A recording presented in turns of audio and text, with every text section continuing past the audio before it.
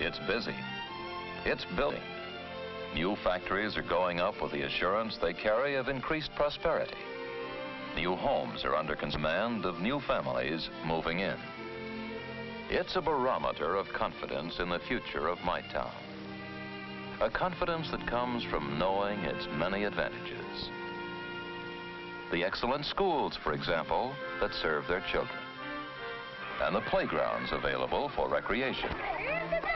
Comforting to the happy fathers and mothers who live here and call it home.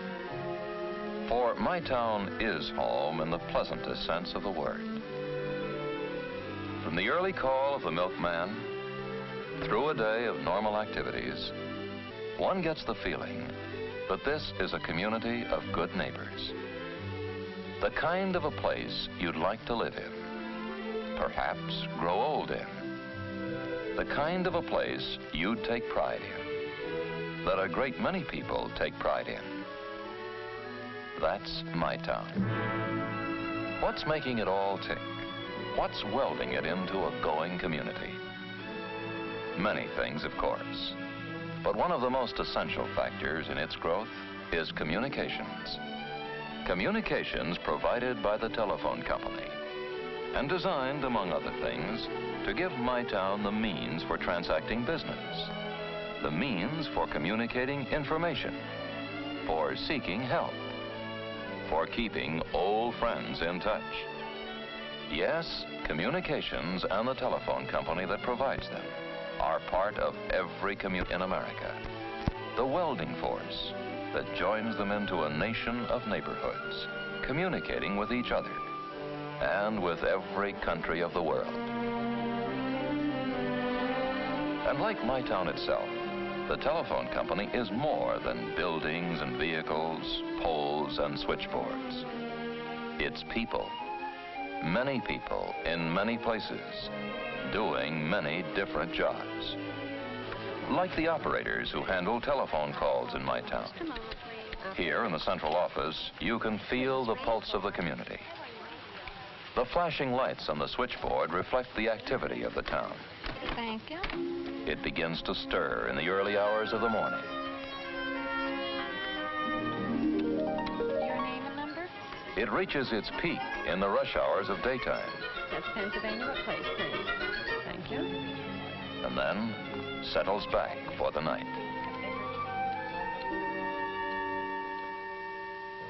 It's the job of the traffic department to handle this changing volume of calls.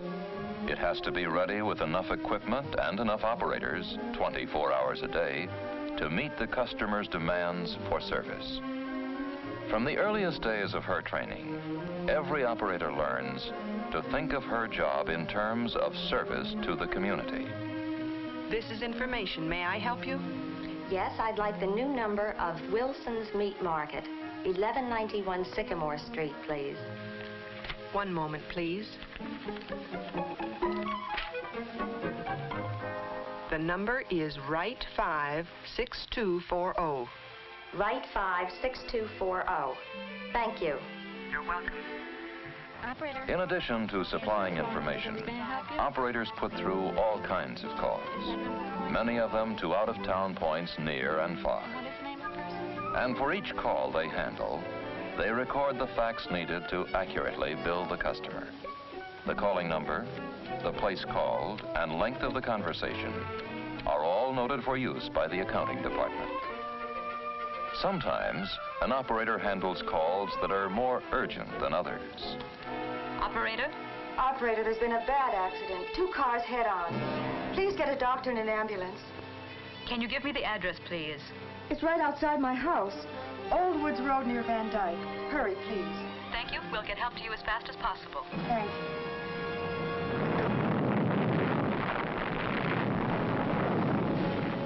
The telephone operator's tradition of staying on the job in times of disaster is well known.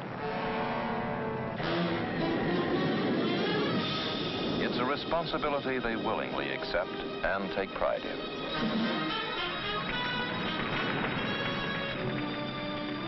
Whether the call be emergency or routine, the operator performs a service that is vital to the business and social life of every thriving community in the nation.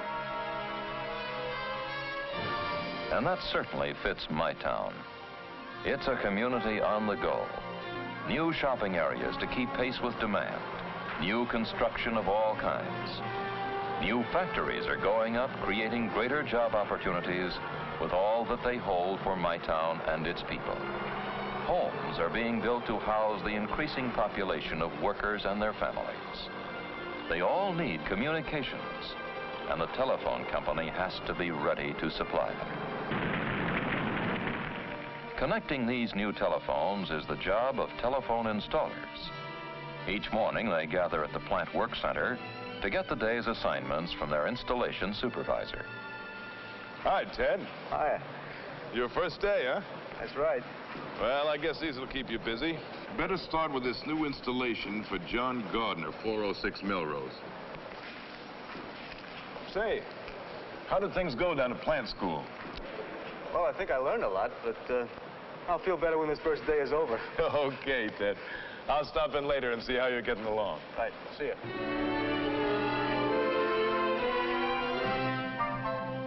Hi. Hi.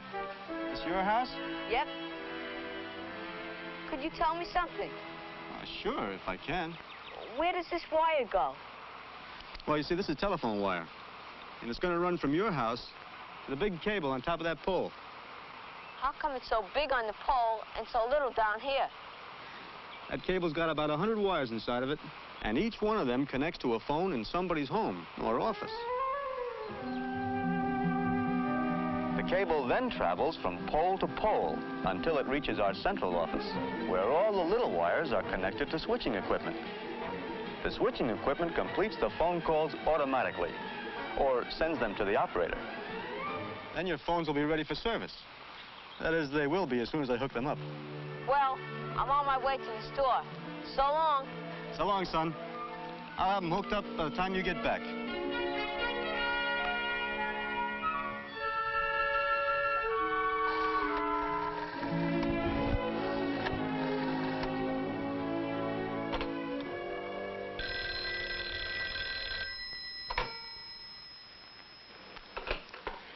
My, it looks just fine.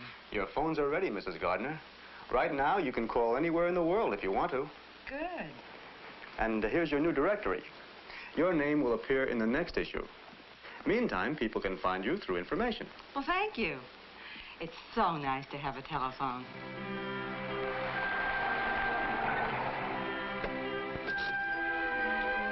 Hi, Ted.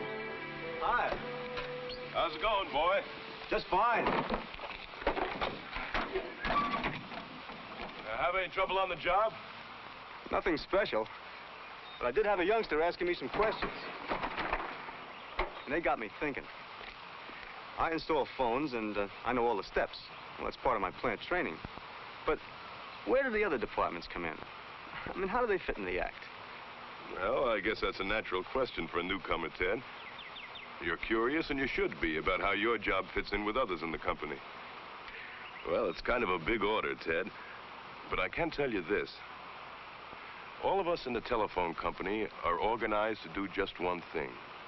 To give people good telephone service. Now, to do that, and do it right, takes a lot of people with a lot of different skills. Now, I know you've been through this at the plant school, but let's just review it. Say there's a new family, like the Gardners here, moved to my town and want telephone service. Chances are someone in the family goes to the telephone office and puts in an order. Or the order could be telephoned in. Either way, it's handled by one of our service representatives in the commercial department. The service rep makes the customer feel at home, gets the name and address, and how the name is to be listed in the directory. You see, she wants to be sure the customer gets complete telephone service. These days, homes have telephones wherever it's convenient. And that's as it should be. They want their extensions where they'll be of most value. It could be indoors, say the bedroom, or outdoors on a terrace. And we installers can be of help. For instance, You'll find that you have lots of chances to suggest locations for telephones while you're working. It's all part of doing a good job. But let's get back to Mrs. Gardner's request for service, right? Now, once the order is placed, commercial goes right to work on it. First off, a copy of the order with all the details is sent to the plant department. There, a clerk assigns the necessary facilities to do the job, including central office lines and outside equipment. Simultaneously, directory, traffic, and accounting people receive identical copies of the order, so they can prepare their records for the new customer. The plant installation copy of that order comes to me, and I assign the work to you fellows each morning. Now, while you were hooking up the line for Mrs. Gardner's phone, the frame man in the central office was connecting it to the switching equipment. That gives us the circuit that makes it possible for Mrs. Gardner to pick up her phone and call to a friend across town, or across the nation. Well, that's part of the story, Ted. Lots more, of course. But maybe it's given you some little background on how a few of the departments work together. It sure helps, Jack. But boy, I've got a lot to learn, haven't I? We've all got a lot to learn, Ted. You never stop learning in this business. And you understand your own job better when you know how other departments operate. For instance, the commercial department. In addition to servicing new customers, such as Mrs. Gardner, also handles the payments of the customers' bills. It has the further responsibility of forwarding the names of new subscribers to the printer for the telephone directory. Every name, address, and number is carefully checked and rechecked for absolute accuracy. It is an exacting task every step of the way. As they say, it's something for the book. The book, in this case, being the most widely used volume of the year. Commercial also collects the money from public telephones that serve my town in stores, factories, transportation centers, and even along the highways. Then there are the telephone salesmen. They have the job of calling on business customers and suggesting the type of telephone system that will best serve the customer's business needs. Directory advertising salesmen also call on business customers and show how Yellow Pages advertising can help them. They plan the kind of layouts that attract buyers and boost sales for the advertiser. The service that telephone people give can be as immediate as right now. It can seek and answer the needs of today.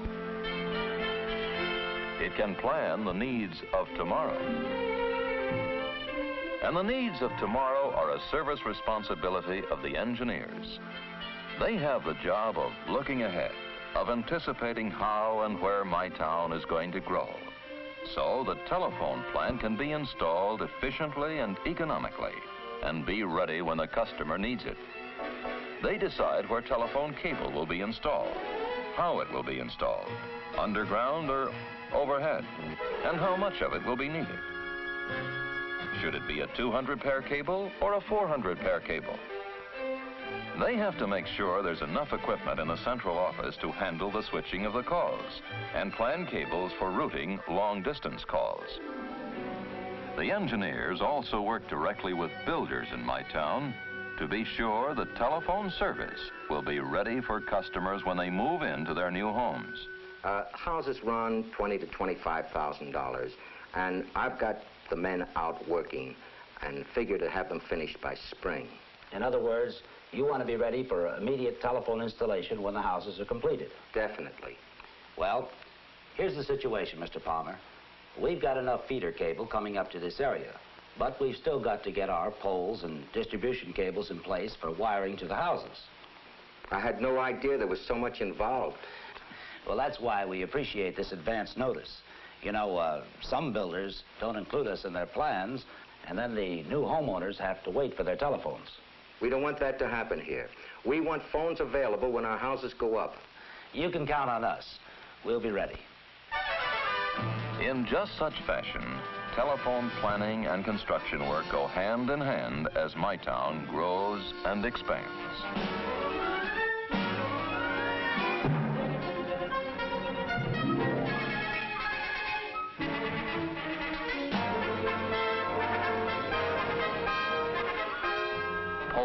are set.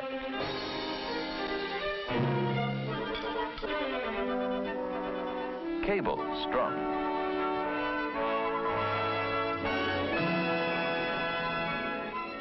Terminals go in. A communication pattern develops that serves the growing needs of my town. And to give my town the top telephone service it needs and expects takes a lot of money. And that's where accounting comes in. It has to keep track of all the money spent and received so that the company may know where it stands financially. All bills and invoices come to accounting for checking. And they keep all the cost records necessary to prepare the company's financial reports. They have charge of the records that document the location, the type, and the size of telephone plant.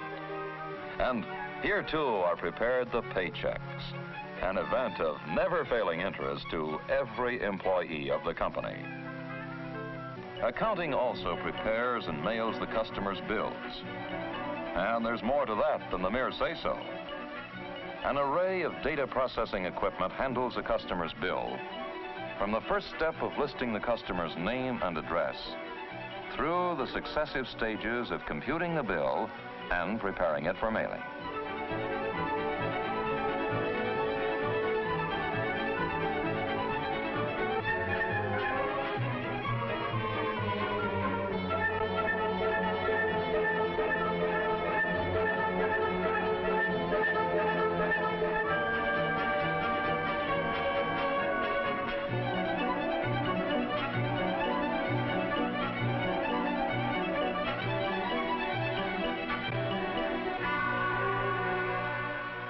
All over town, telephones are bringing people together. Bradford's Jewelry? May I speak to Mr. Bradford, please? Thank you, Mrs. Chase. I'll have the order over in about an hour.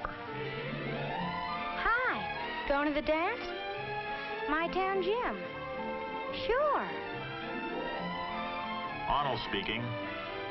Why, hello, Pete. How's things in my town? Things are pretty good in my town. There's a sense of growing prosperity, growing pride, growing happiness. And the telephone company is a grateful participant. Now, we've seen the parts played by the various operating departments, such as traffic, whose operators handle many of the calls. Plant, which installs and maintains the equipment. Engineering, where all the planning and designing are done.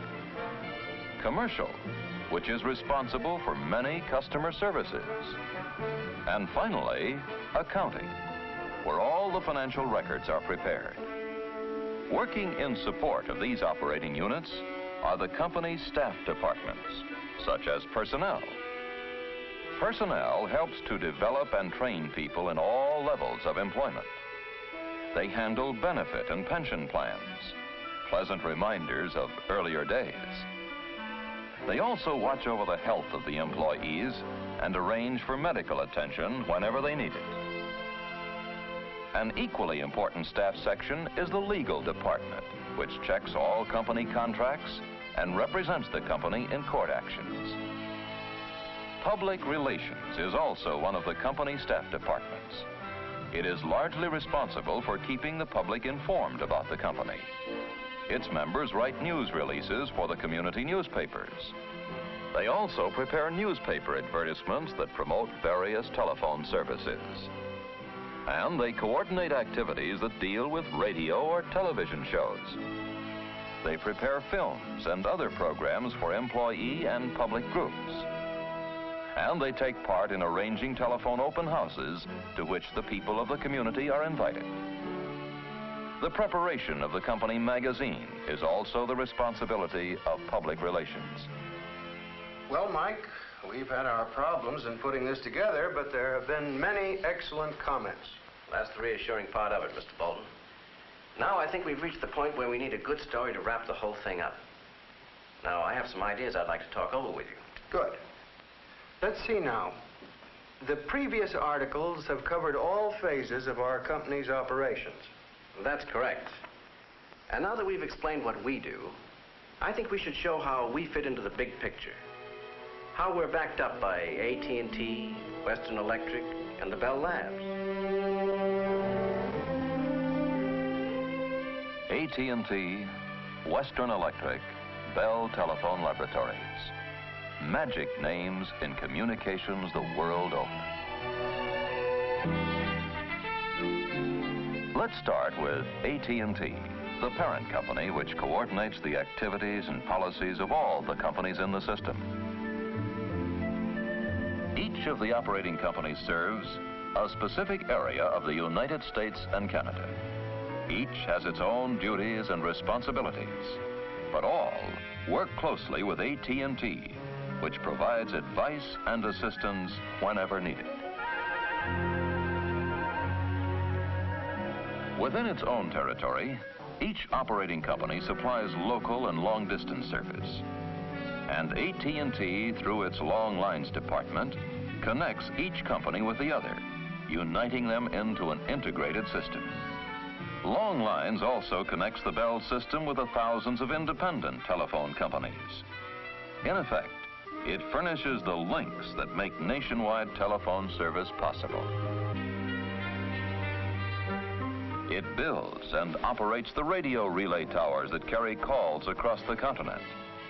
It supervises the laying of underwater cables that enable people to call across the seas.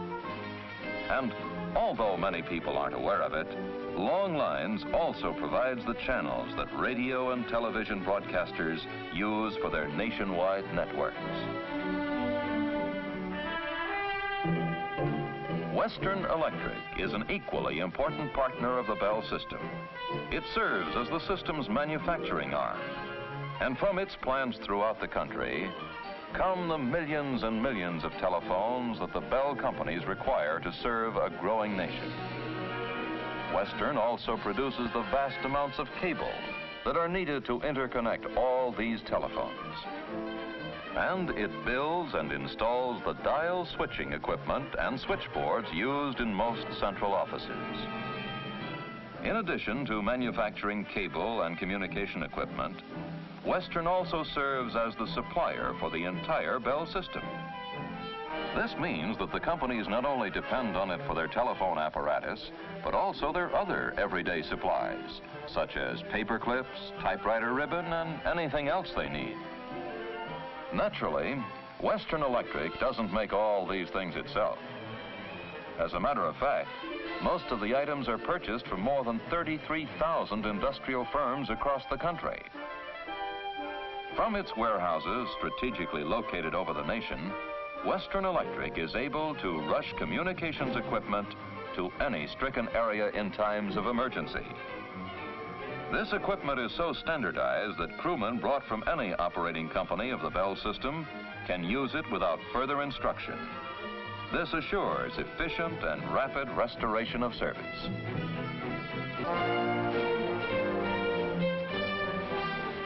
Then there is the extremely important part that both Western Electric and the Bell Telephone Laboratories are playing in building the nation's military defense system. Both have had much to do in the design and construction of such projects as the DEW Line and SAGE, and in the development and manufacture of guided missiles.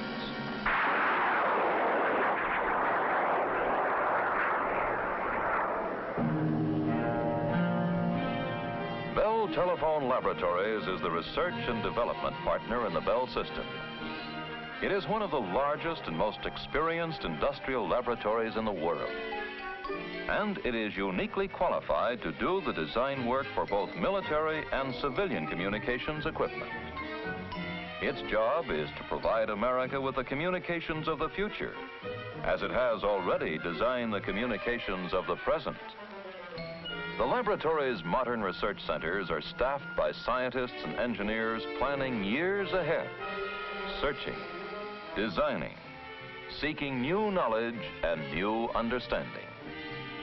Their aim is to continually develop better tools and equipment to improve telephone service, and to do it in such a way as to assure efficient and economic operation. The achievements of Bell Laboratories researchers are many, ranging through all branches of the communications field.